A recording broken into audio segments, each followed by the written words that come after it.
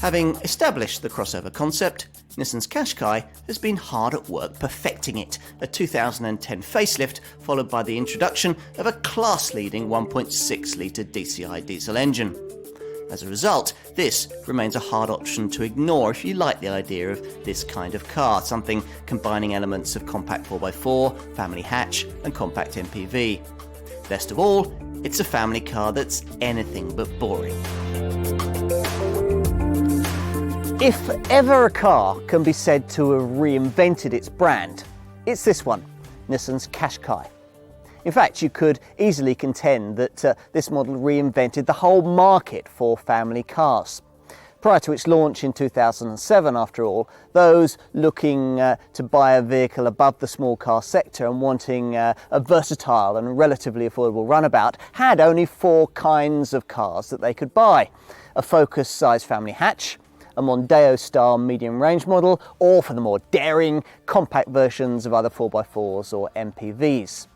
Now, Nissan's brilliance was in deciding to create a design that brought together elements of all of these types of models into one affordable, practical and also desirable package.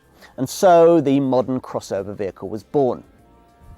Sure enough, it offered the manoeuvrability of a family hatch, along, to some extent at least, with the space of something Mondeo-sized and some of the off-piste stability of a soft-roading 4x4, along with a little of that genre's SUV-style appeal.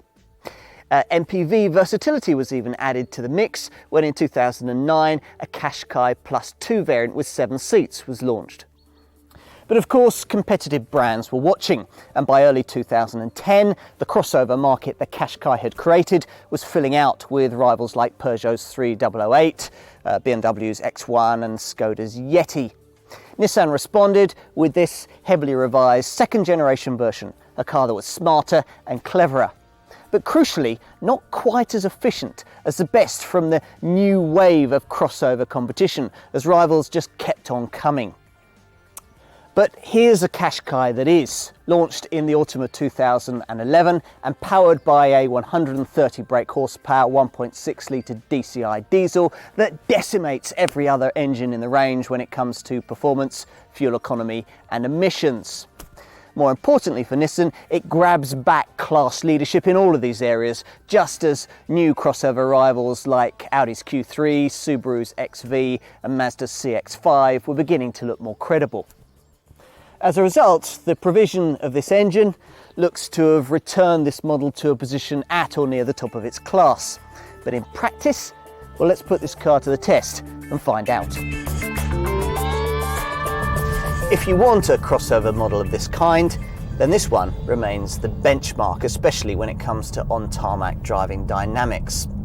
As with all its like-minded rivals, this car aims to offer everything that people like about butch-looking SUVs in a more practical and affordable family hatch-shaped package.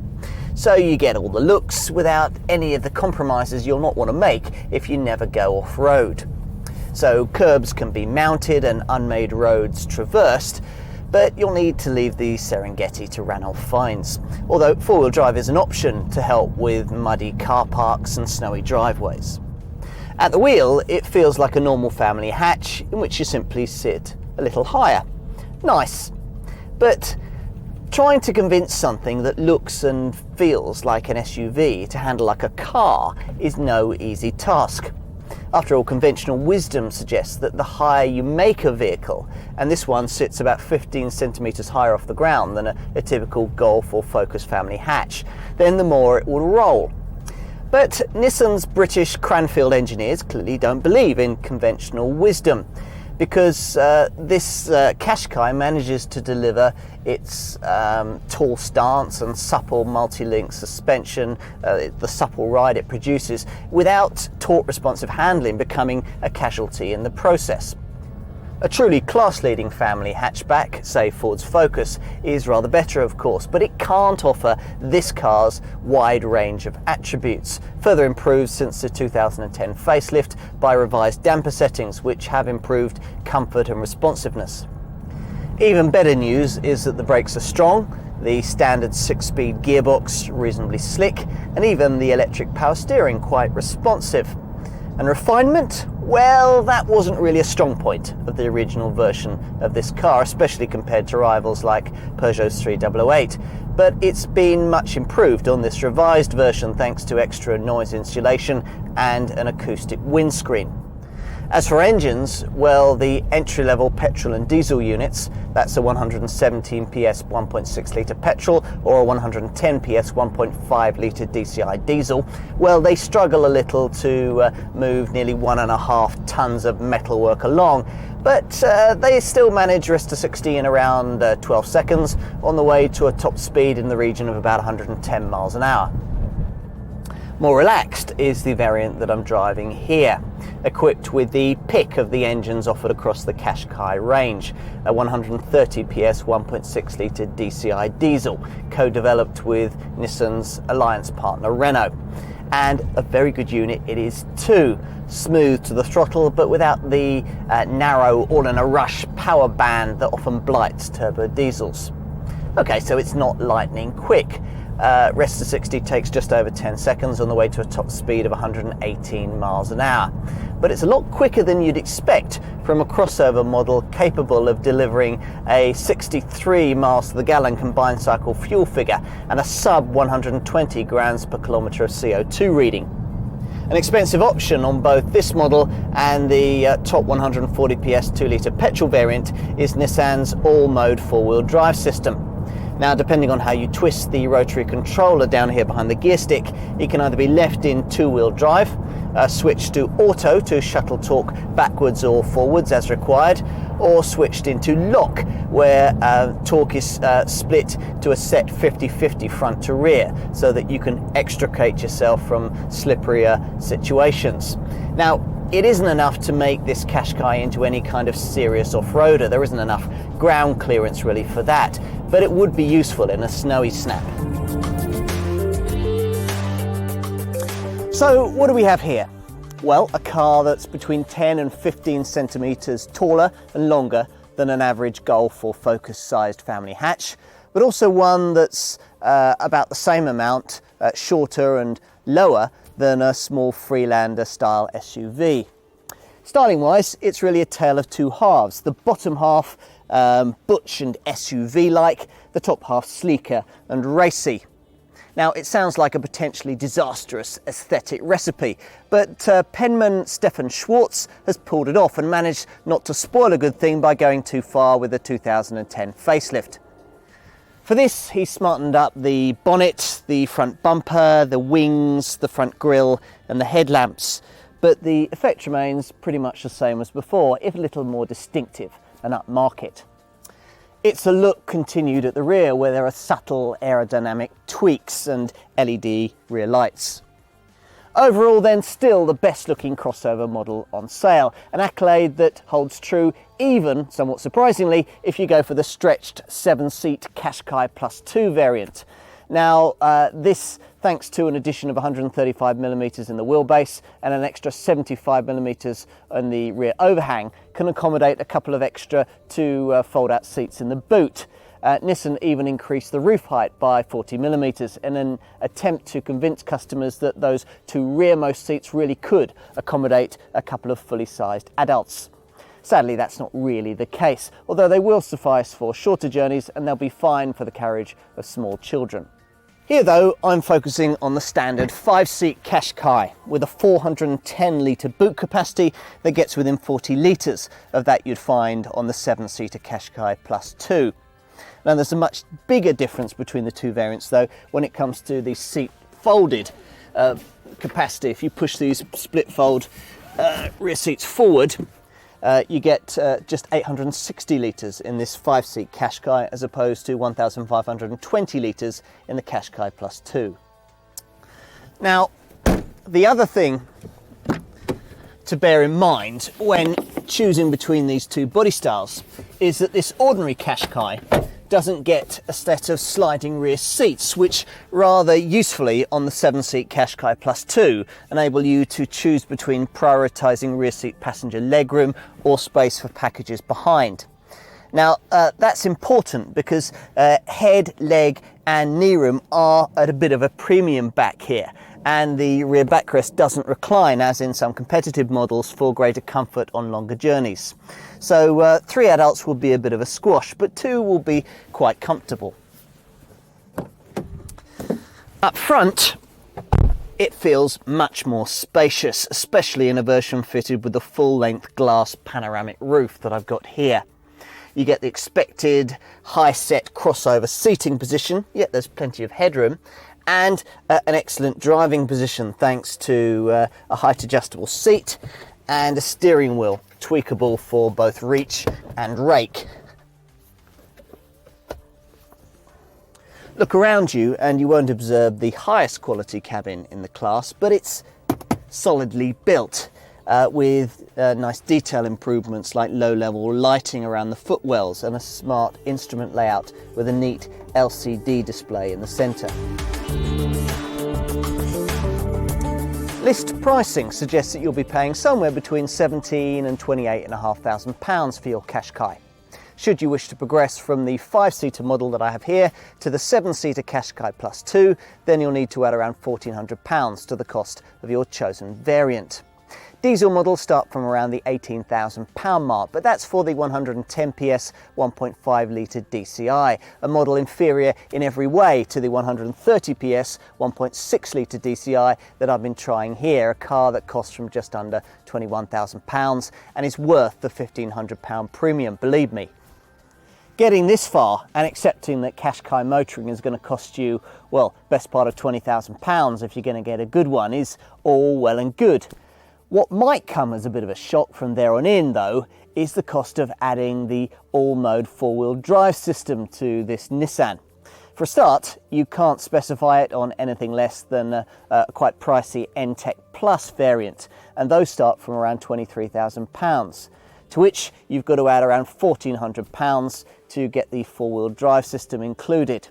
Small wonder that there are so few all-wheel drive Qashqais on British roads. What really matters though is how pricing across the whole Qashqai lineup stacks up against obvious rivals. Pretty well, I'd suggest.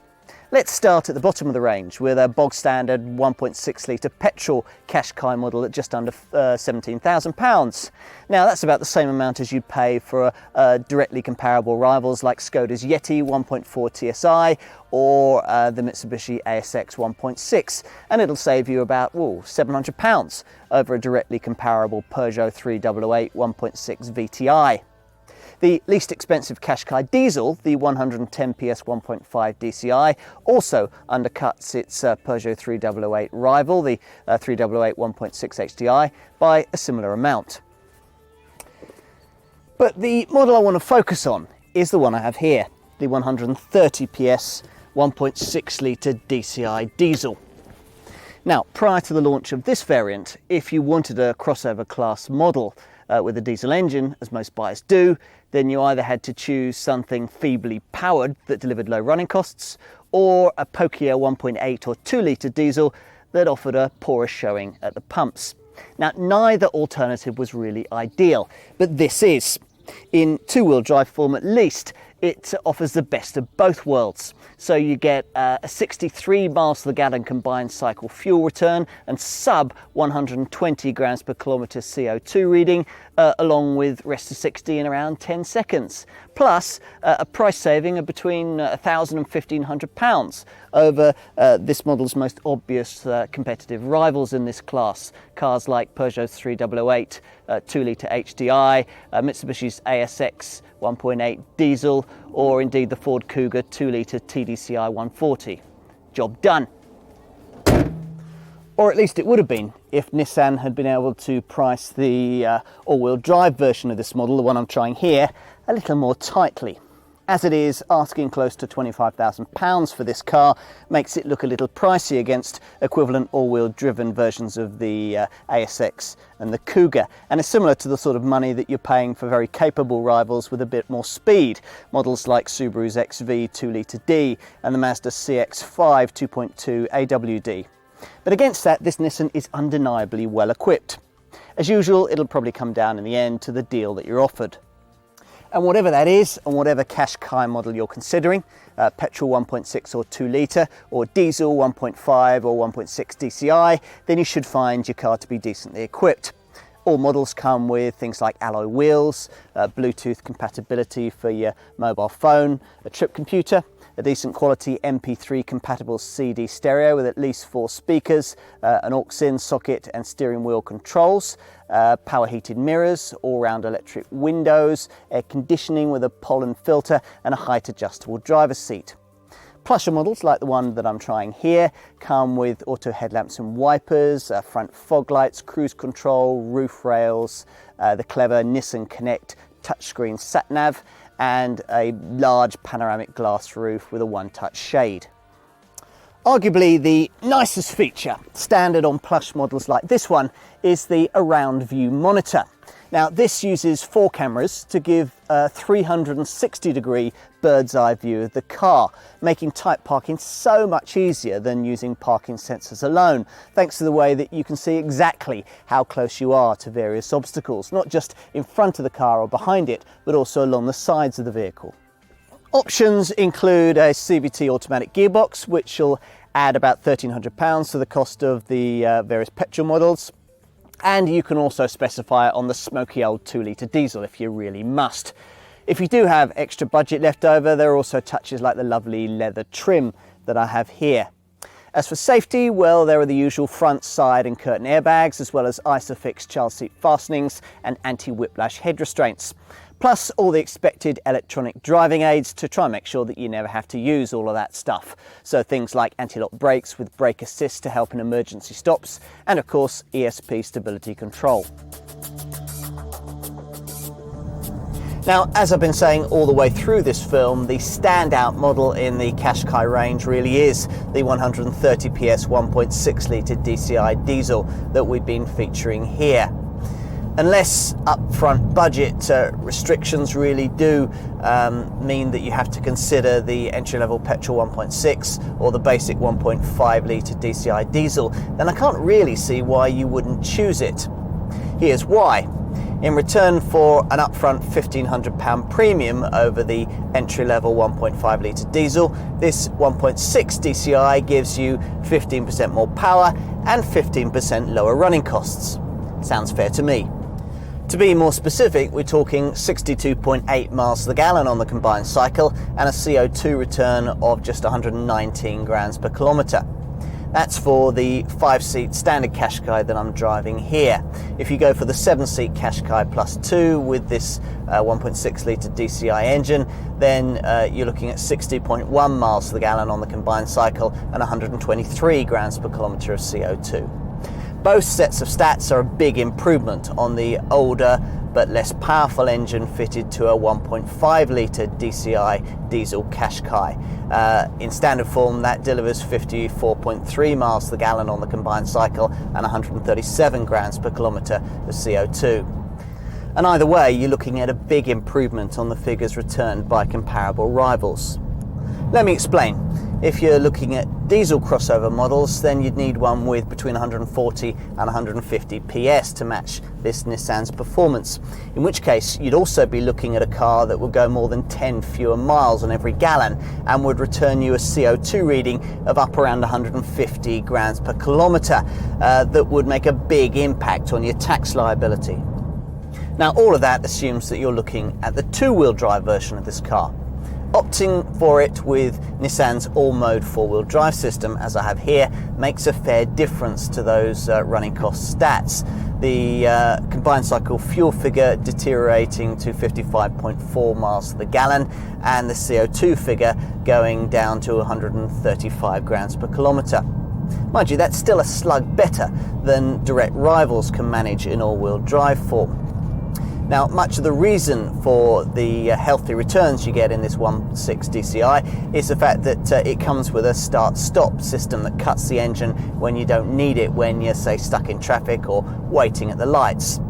The stop-start system is also an option on the entry-level 117 PS petrol 1.6, and in that guise it helps that engine to record 47.9 miles to the gallon on the combined cycle and a CO2 return of 139 grams per kilometre.